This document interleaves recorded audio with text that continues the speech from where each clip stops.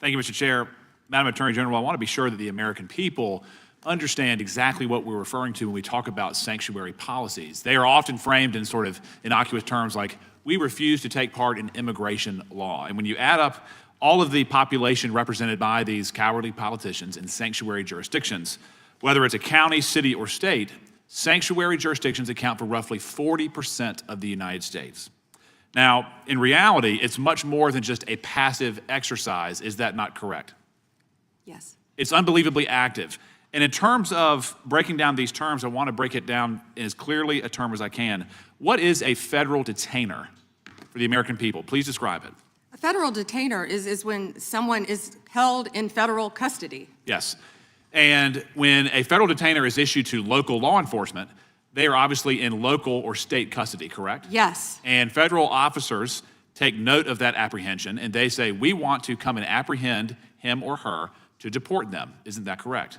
Yes. And in these sanctuary jurisdictions, whether it's California, Illinois, New York, or other places, even in North Carolina, there are sanctuary jurisdictions. That federal detainer often prompts not any cooperation, not any assistance, but a release onto the streets. Isn't that correct? Yeah, and Congressman, a federal detainer is federal law. Yes. That people must abide by, yet these jurisdictions, many of these jurisdictions are not abiding by that. And we hear a lot of talk from the other side about victims of violent crime, sex crimes, murders, whatever it may be.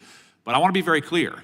Illegal aliens who have been arrested for committing some of the most heinous crimes, they have been released by sanctuary cities, by sanctuary states, rather than being turned over to the federal government for deportation. Isn't that correct?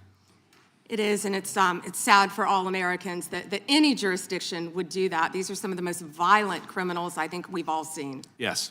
And despite their best efforts to obstruct you and the president in making us all safer, I just want to go through a quick list again of the accomplishments that you have been in part responsible for achieving. True or false, the country now has the lowest murder rate in 125 years. Yes.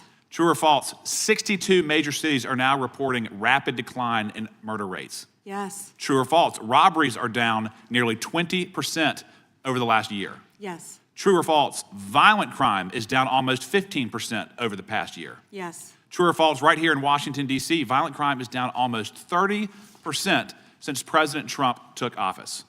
Yes, and the number may be even better than that, but yes. Good. Yes. True or false, the DEA has seized over 200,000 kilograms of cocaine since President Trump took office.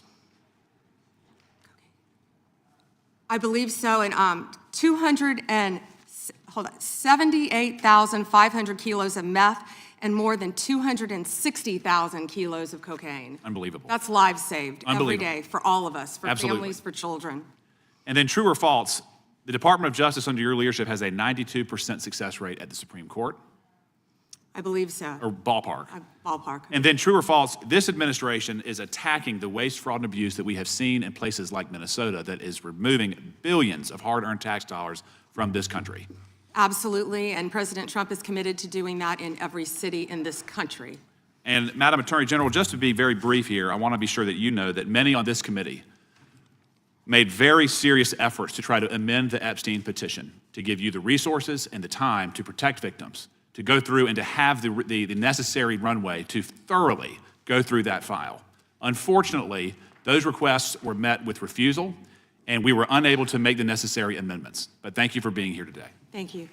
What you just watched is a rapid-fire exchange designed to create a very clear narrative that sanctuary policies are directly responsible for violent crime and that the Trump administration's approach to immigration and law enforcement produced dramatic public safety improvements.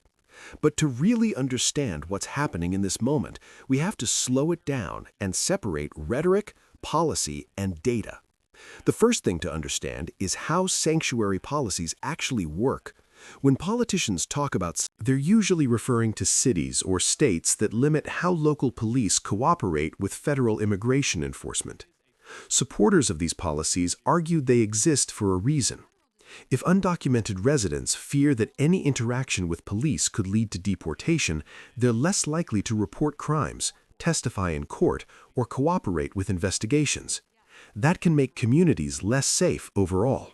A federal immigration detainer is not a criminal warrant issued by a judge. It's a request from immigration authorities asking local law enforcement to hold someone for a short period so federal agents can take custody. Some jurisdictions have declined to honor those requests because courts have ruled that holding someone without a judicial warrant can raise constitutional concerns. The exchange also highlights how immigration and crime are often linked in political messaging. Research from multiple academic studies has consistently found that immigrants, including undocumented immigrants, are not more likely to commit violent crimes than native-born citizens. That doesn't mean crimes involving undocumented individuals don't happen. They do, and they're serious.